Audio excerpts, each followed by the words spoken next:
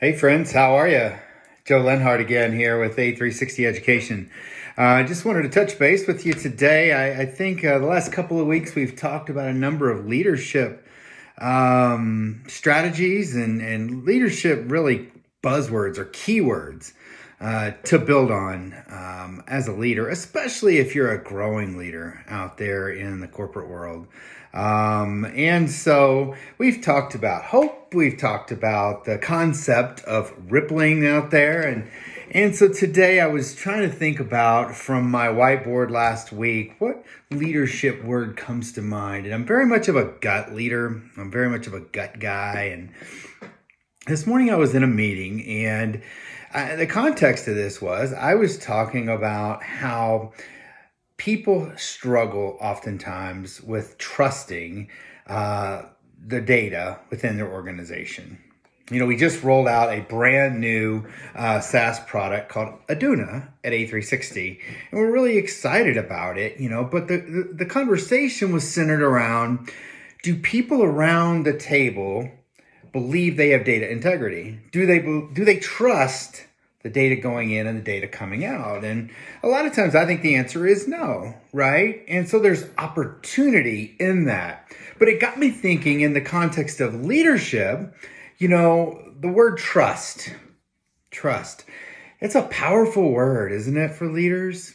And I think sometimes it's just important to have a reminder as a leader about some of the most basic foundational principles that we have to remember. And so I guess I would talk about trust and integrity together. And I teach a college class on leadership, and I talk about the concept of trust and the concept of integrity all the time, because it's like lifeblood, isn't it, for a leader? I mean, if your team doesn't trust you and you don't handle yourself with integrity day to day, I think you're lost from the jump. And I know that sounds like Captain Obvious stuff, but I think sometimes leaders can get caught up in the corporate grind of the meetings every day. And sometimes we get caught up into the pressure of hitting the numbers and, the downhill kind of messaging thing.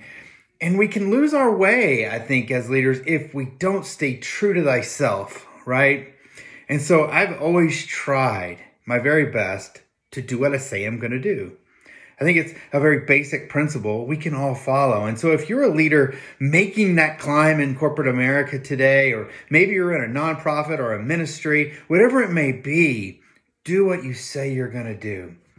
You see, I'm a people-focused leader. I'm a servant leader. And so if that's what you subscribe to as a leader, then people expect you to tell the truth. People expect you to do what you say you're going to do.